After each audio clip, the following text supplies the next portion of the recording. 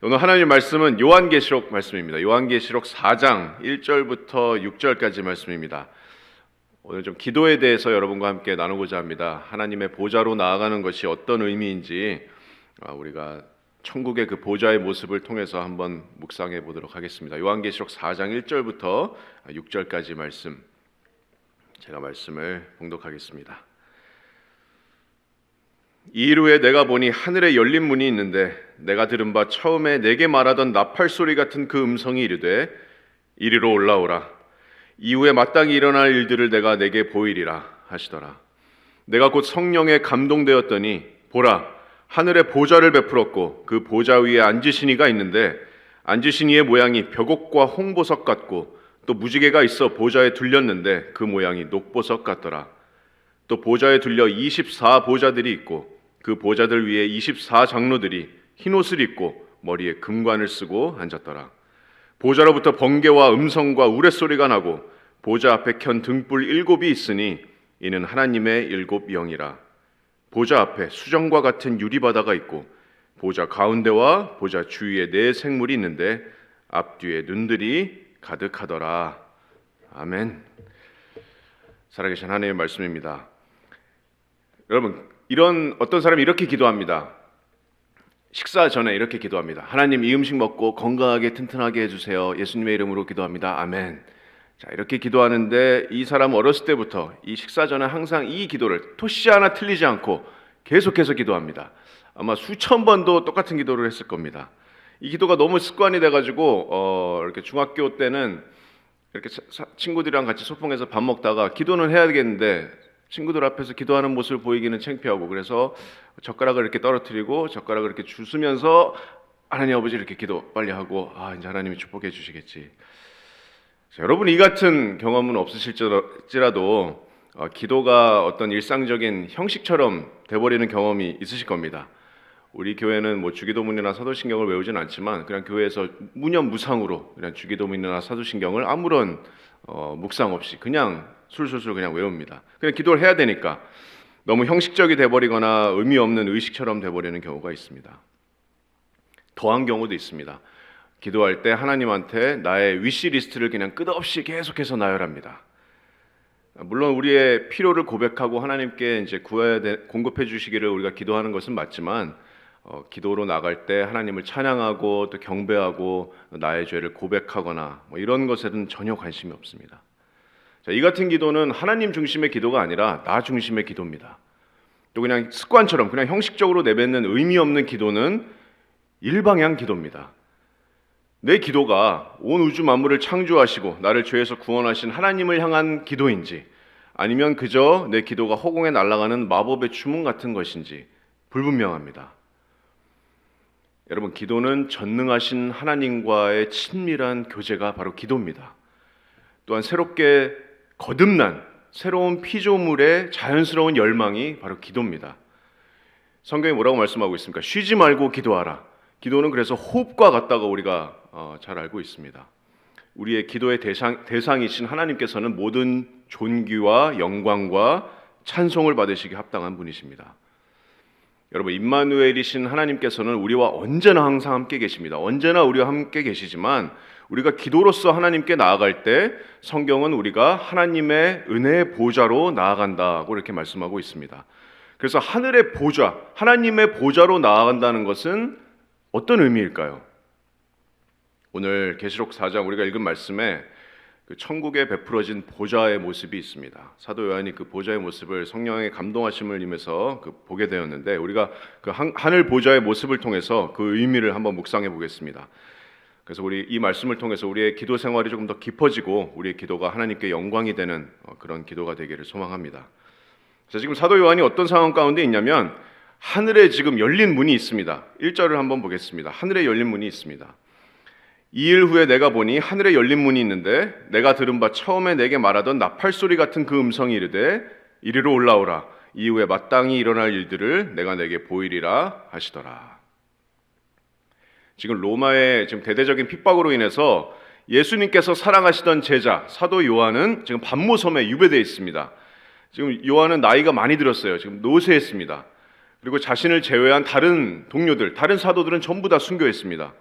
하지만 요한이 이 땅에 아직까지 남아 있어야 된 그런 이유는 그 성령의 감동하심으로 이 유배지 pat모섬에서 예수 그리스도의 계시를 기록하는 일 때문에 아직까지 지금 사도 요한이 남아 있습니다. 아시다시피 계시록 2장 3장은 소아시아 7교회에 보내는 서신서입니다. 편지입니다. 자, 그리고 2일 후에라고 1절에서 2일 후에라고 말씀하고 있는데, 자, 2일 후에 그 소아시아 7교회에 보내는 예수님의 편지 이후에 장면이 이 땅의 교회에서 하늘로 지금 옮겨집니다. 하늘의 문이 완전히 지금 열렸다고 말씀하고 있는데, 내가 들은 바 처음에 내게 말하던 나팔 소리 같은 그 음성이 내게 이르렀다, 이렇게 말씀하고 있습니다. 자, 이 음성은 요한이 들은 적이 있는 음성입니다. 요한계시록 1장에서 사도 요한이 발 앞에 정말 죽은 자같이 엎드렸던 이 음성, 부활하셔서 지극히 영화롭게 되신 살아계신 예수 그리스도의 음성이었습니다. 그 우리와 같은 음성이, 예수 그리스도의 목소리가 요한에게 명령하십니다. 이리로 올라오라, 이렇게 명령하십니다. 자, 그래서 예수님의 명령으로 요한의 영은 지금 천국으로 들려 올려지고, 지금 들려 올려진 순간 가장 먼저 요한의 이목을 사로잡은, 완전히 사로잡은 장면은 바로 천국의 보좌의 모습입니다. 이 천국의 모든 계시가 이 보좌를 중심으로 지금 펼쳐집니다. 그래서 우리가 이 보좌에 한번 집중해 보도록 하겠습니다. 첫 번째로 보좌 위에 누가 계시는지 한번 보겠습니다. 보좌 위에 누가 계시는지. 자, 2절에서 3절까지 말씀입니다. 자, 보좌 위의 모습입니다. 내가 곧 성령에 감동되었더니 보라, 하늘에 보좌를 베풀었고 그 보좌 위에 앉으신 이가 있는데, 앉으신 이의 모양이 벽옥과 홍보석 같고 또 무지개가 있어 보좌에 들렸는데 그 모양이 녹보석 같더라. 여러분, 전지전능하신 하나님께서는 시간과 또 공간에 제약이 없으신 분입니다. 그렇죠? 어디에나 계시는 분이고 언제나 계시는 분입니다. 이 세상이나 온 우주의 어떤 것도 하나님을 담을 수 있는 것은 없습니다. 그래서 솔로몬 왕이 성전 건축을 다 마치고 나서 이렇게 외칩니다. 열왕기상 8장 27절을 보시면, 하나님이 참으로 땅에 거하시리이까 하늘과 하늘들의 하늘이라도 주를 용납하지 못하겠거든 하물며 내가 건축한 이 성전이오리이까.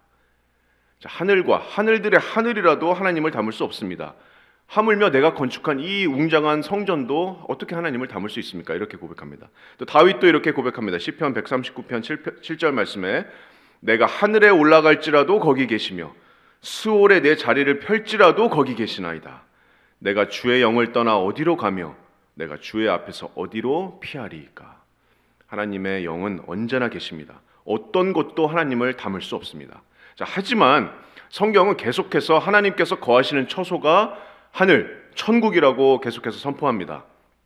이 천국은 하나님께 온전한 예배가 드려지는 장소고 절대 주권자의 주권이 실행되는 장소고 또 하나님의 보좌가 있는 장소가 바로 천국이라고 선포하고 있습니다.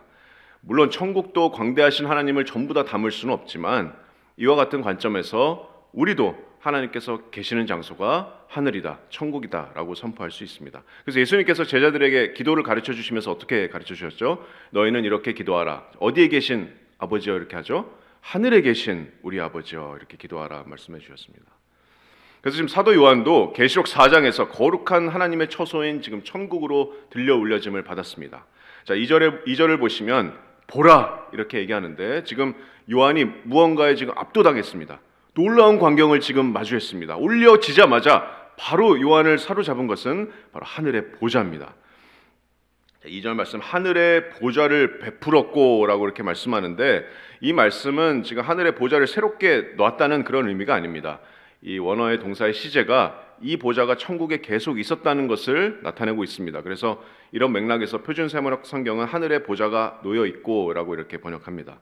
자, 이 하늘의 보좌, 이 보좌에 압도당한 요한은 이어서 그 보좌 위에 좌정하신 분을 이렇게 목격합니다. 2절에 보시면 이 보좌에 앉으신 이가 나오는데 이 보좌에 앉으신 이가 누굴까요? 의심할 여지 없이 선지자 이사야가 동일하게 목격하신 바로 그분 하나님이십니다. 이사야서 6장 1절 여러분 잘 아시는 말씀이죠. 내가 본즉 주께서 높이 들린 보좌에 앉으셨는데 그의 옷자락이 성전에 가득하였다. 여러분, 성경에서 하늘의 보좌는 언제나 하나님의 불변하는 통치, 절대적인 주권을 상징합니다. 또한 앉으신 이라고 이렇게 묘사되고 있는데 앉으신 이로 묘사되는 장면은 이제 곧 심판을, 일곱인과 나팔과 대접, 이 심판을 집행하실 집행관으로서의 그런 위엄과 존엄을 나타내 주는 것이 바로 이 앉으신 이라는 표현입니다. 요한은 지금 이 앉으신 이의 모양을 이제 묘사합니다. 여러분, 하나님은 영이시기 때문에 우리와 같은 모양이나 형체가 없으십니다. 그래서 선지자 에스겔서 1장을 보시면 선지자 에스겔도 이 하늘을 환상을 보는데 광채가 사방으로 불같이 나는 보좌 위에 하나님의 형상을 기록합니다. 에스겔서 1장에서. 그래서 이 형상이 너무나도 형언할 수 없어서 사람의 언어로는 온전하게 묘사할 수 없습니다. 그래서 에스겔서 1장 28절에 에스겔이 자신의 본 형상을 여호와의 영광의 형상의 모양이다라고 이렇게 표현했습니다. 그래서 사도 요한도 지금 이 담을 수 없는 하나님의 영광의 형상의 모습을 최선을 다해서 지금 인간의 언어로 또 인간의 사물, 우리가 볼 수 있는 그런 사물로 빗대어서 지금 묘사합니다. 본문 3절을 다시 한번 보시면 3절에 사도 요한이 이 앉으신 이의 모양을 표현하는데 앉으신 이의 모양이 벽옥과 홍보석 같고 또 무지개가 있어 보좌에 둘렸는데 그 모양이 녹보석 같더라 이렇게 표현합니다. 이렇게 묘사합니다. 여러분, 벽옥과 홍보석은 구약 때 이제 대제사장의 흉패에 이스라엘 12아들 그 상징으로 부착되어 있던 그런 보석입니다. 벽옥과 홍보석 둘 다. 또 계시록 21장에는 새하늘과 새 땅에서 새 예루살렘 도성의 기초석들 중에 하나로 언급이 됩니다. 벽옥과 홍보석. 자, 그래서 이 벽옥과 홍보석은 하나님께서 세우신 그런 영원한 변치 않는 언약을 상징할 수도 있습니다. 이 벽옥은 아주 고운 푸른 빛깔이 나는 벽옥은 이제 고운 아주 푸른 빛깔이 나는 이 석인데 하나님의 거룩하심을 상징할 수도 있고 또 붉은 빛이 나는 이 홍보석은 하나님의 진노, 하나님의 심판을 상징하는 것으로 이해되기도 합니다. 또 무지개는 어떻습니까? 무지개는 아시다시피 하나님의 언약, 하나님의 긍휼, 하나님의 자비를 상징하기도 하고 또 녹보석, 에메랄드, 이 녹보석은 하나님의 은혜를 상징하는 것으로 생각되기도 합니다. 물론 이 하나님의 영광을 묘사하는, 하나님의 형체를 묘사하는 이 보석들이 상징하는 것은 우리가 추측하는 것이지만, 자, 이 보좌 위에 자정하신 하나님의 이 영광이 얼마나 놀라운지 사도 요한의 언어를 통해서 우리가 묵상해 볼 수 있습니다. 사도 요한이 보고 있는 이 보좌 위의 모습은 어떤 편안함이나 어떤 위로의 모습이 아닙니다. 곧 이루어질 인류를 향한 심판을 집행하실 그런 심판관의 압도적인 위엄의 모습입니다. 그리고 이제 이 하나님의 보좌에서는 나중에 4절 5절을 보시면 그분의 절대적인 주권을 상징하는 번개와 음성과 우레소리가 뿜어져 나온다 이렇게 말씀하고 있습니다. 자, 그래서 처음에 우리가 살펴본 것은 보좌 위에 좌정하신 하나님의 영광의 형상이었습니다. 자, 그러면 보좌 위에 하나님의 영광의 형상이 계시는데 그럼 보좌의 주위에는 어떤 것들이 있는지 한번 보겠습니다. 보좌의 주위에 두 번째로 보좌의 주위입니다. 4절에서 6절까지 말씀을 한번 보겠습니다. 자, 4절 말씀에 또 보좌에 둘려 24보좌들이 있고 그 보좌들 위에 24장로들이 흰옷을 입고 머리에 금관을 쓰고 앉았더라. 보좌로부터 번개와 음성과 우레소리가 나고 보좌 앞에 켠 등불 7이 있으니 이는 하나님의 7 영이라. 보좌 앞에 수정과 같은 유리바다가 있고 보좌 가운데와 보좌 주위에 4 생물이 있는데 앞뒤에 눈들이 가득하더라. 요한의 시선은 그래서 보좌 위에서 보좌 주위를 둘러싼 장면에 집중합니다. 자, 보좌 주위에 지금 첫 번째로 뭐가 나오죠? 24장로들이 나옵니다. 자, 보좌 위를 둘러서 또 다른 24보좌가 있습니다. 자, 그 보좌 위에는 각각 흰옷을 입고 머리에 금관을 쓰고 앉은 24명의 장로들의 모습이 보입니다. 여러분, 이들이 누굴까요? 많은 견해들이 있지만 제가 짧게 말씀드리면 이 24장로들은 그리스도의 공의를 상징하는 거룩한 흰옷을 입고 있습니다. 나중에 계시록 19장의 어린 양의 혼인잔치의 그 모습을 보시면 그리스도의 신부인 교회가 바로 이 흰옷을 입고 있습니다. 또 이들도 보좌 위에서 보좌에 앉았다는 것은 예수 그리스도의 그 통치와 영광에 참여하는 자들이라는 것을 우리가 알 수 있습니다. 또 계시록 2장 10절에 보시면 교회에게 보내신 예수님의 편지에서 교회에 약속된 생명의 관을 쓰고 있는 그런 자들이 24장로들입니다. 그리고 이제 곧 부어질 7인, 7 나팔, 7 대접의 재앙 전에, 심판 전에 이미 천국에 있는 자들. 자, 다시 말하면 24장로는 7년 대환란 이미 전에 휴거된 교회를 가리키고 있을 가능성이 가장 커 보입니다. 성경에서 숫자 24는 역대상의 이제 제사장이 24반열과 같이 그룹을 대표하는 숫자로 쓰이기도 합니다. 그래서 24장로들은 그리스도의 공의의 옷을 입고 머리에 금관을 쓰고 예수 그리스도의 통치에 함께 참여하는 그 보좌에 앉은 자들, 모든 교회의 성도들을 대표하는 그런 장로들일 가능성이 아주 큽니다. 자, 그래서 보좌 주위에 24장로들이 있고, 자, 보좌 앞에 먼저 요한이 본 것은 하나님의 일곱 영입니다. 하나님의 일곱 영.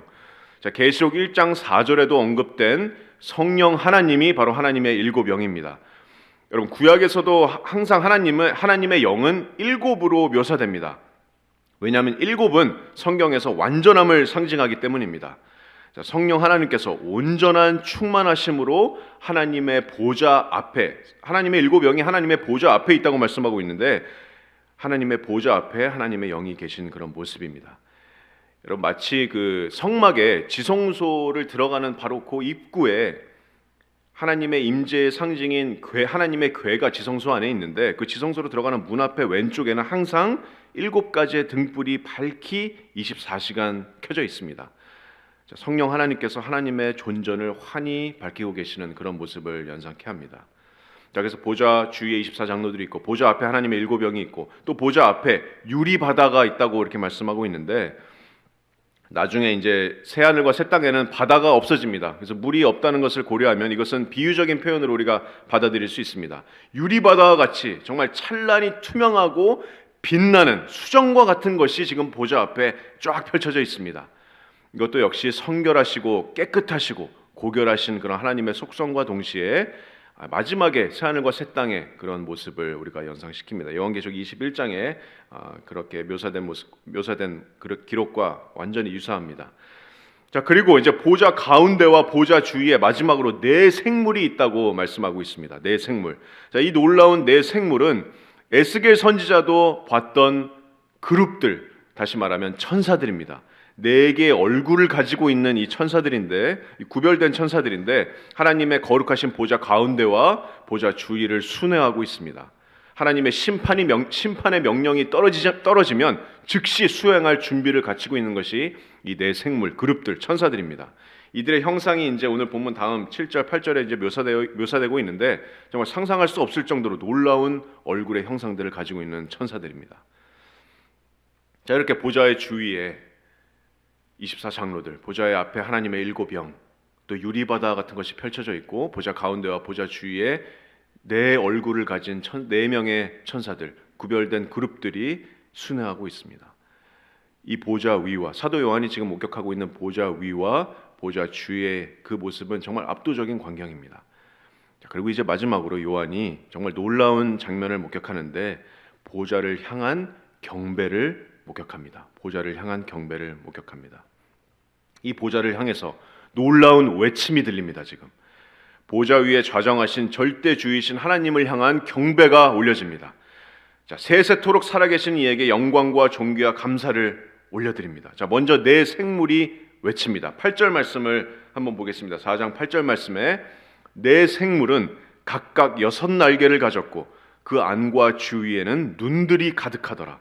그들이 밤낮 쉬지 않고 이르기를 거룩하다 거룩하다 거룩하다. 주 하나님 곧 전능하신 이여 전에도 계셨고 이제도 계시고 장차 오시리시라 하고, 이들은 밤낮으로 쉬지 않습니다. 말씀처럼 이 천사들의 존재 이유 중에 하나가 바로 계속해서 쉬지 않고 하나님을 찬미하는 겁니다. 거룩하다를 지금 3번이나 반복한 것은 찬미 중에서 정말 최상급의 찬미를 표현하는 그런 표현입니다. 하나님의 무한하신 거룩하심을 최상급의 표현으로 거룩하다 거룩하다 거룩하다 높여서 찬양합니다. 또 나중에 계시록 5장을 보시면 정말 셀 수도 없이 수많은 만만의 천사의 무리가 항상 하나님을 예배하는 장면도 있습니다. 자, 이 놀라운 하나님을 향한 찬미에 24장로도 이 찬미와 경배에 동참합니다. 10절과 11절을 계속 보시면, 자, 이 24장로들이 보좌에 앉으신 이 앞에 엎드려 세세토록 살아계시는 이에게 경배하고 자기의 관을 보좌 앞에 드리며 이르되 우리 주 하나님이여 영광과 존귀와 권능을 받으시는 것이 합당하오니 주께서 만물을 지으신지라 만물이 주의 뜻대로 있었고 또 지으심을 받았나이다 하더라. 여러분, 놀라운 광경입니다.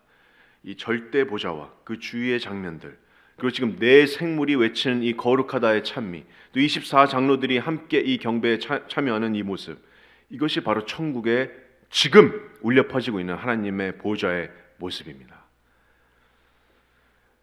성도 여러분, 제가 이제 이 4장 말씀을 지금 이렇게 살펴보면서 이 보좌 위에 또 보좌 주위에 어떤 일들이 벌어지고 있는지 우리가 말씀을 통해 잠깐 봤는데, 만약에 여러분이 지금 이 보좌 앞에 나왔다고 한번 생각해 보세요. 내가 지금 이 보좌에 나아갔다고 한번 머릿속에 한번 상상해 보세요. 사도 요한도 압도당했던 이 누구라도 압도당할 만한 이 광대한 광영 앞에서, 이 절대자 하나님의 보좌 앞에서 여러분의 입에서 가장 먼저 어떤 말이 나올 것 같으세요? 이 보좌 앞에 만약 여러분이 지금 섰다면 어떤 말이 가장 우리의 입술에서 나오게 될까요? 가장 처음에 정말 찬양과 경배와 경이로움의 언어 아닐까요? 내 입술에서 나오는 말이. 왜 제가 이런 말씀을 드리냐면, 바로 그 말이 여러분이 기도할 때 가장 처음에 나와야 될 그런 말이 아닐까요? 우리가 기도할 때도 동일하게 하나님의 은혜의 보좌로 나아가기 때문입니다. 말씀을 맺겠습니다. 여러분, 구약시대 때 성전이나 또 성막에서 하나님의 임재가 거하는, 하나님의 거룩하신 임재가 거하는 그 지성소로 들어갈 수 있는 사람은 대제사장밖에 없었습니다. 대제사장이라도 아무런 생각 없이 그냥 지성소에 형식적으로 들어갔다가는 바로 죽임을 당합니다. 그렇게 거룩한 곳이 바로 지성소입니다. 하나님의 영광의 임재가 그곳에 거하기 때문에.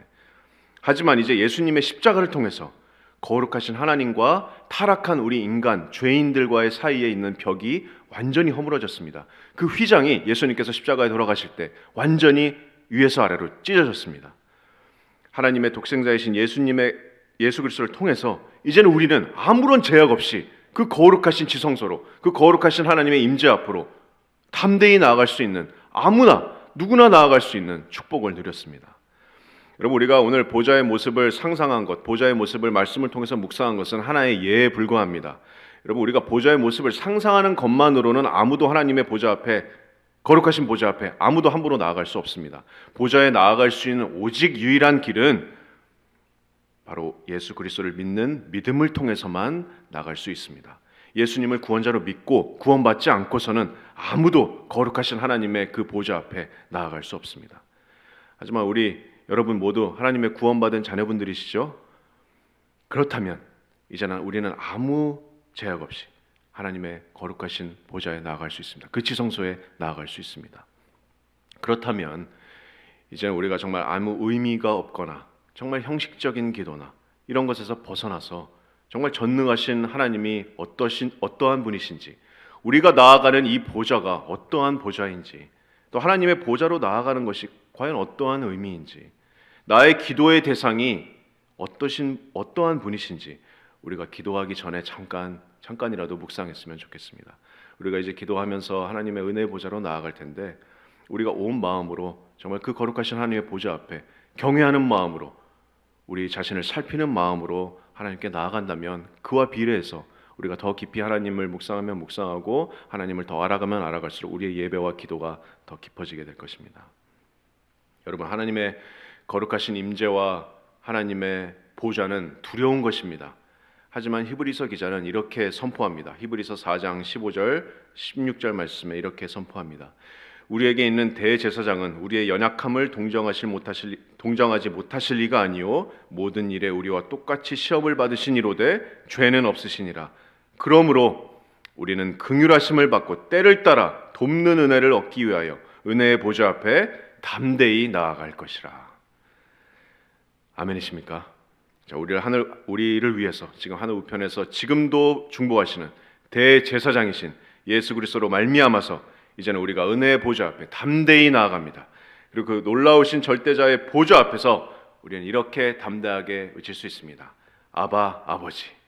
그것이 로마서의 말씀 아닙니까? 너희는 다시는 무서워하는 종의 영을 받지 아니하고 양자의 영을 받았으므로 우리가 아빠, 아버지라고 부르짖느니라. 우리가 하나님께 기도할 때 이렇게 자녀된 마음으로 친밀한 우리 하나님 아버지께 나아갔으면 좋겠습니다.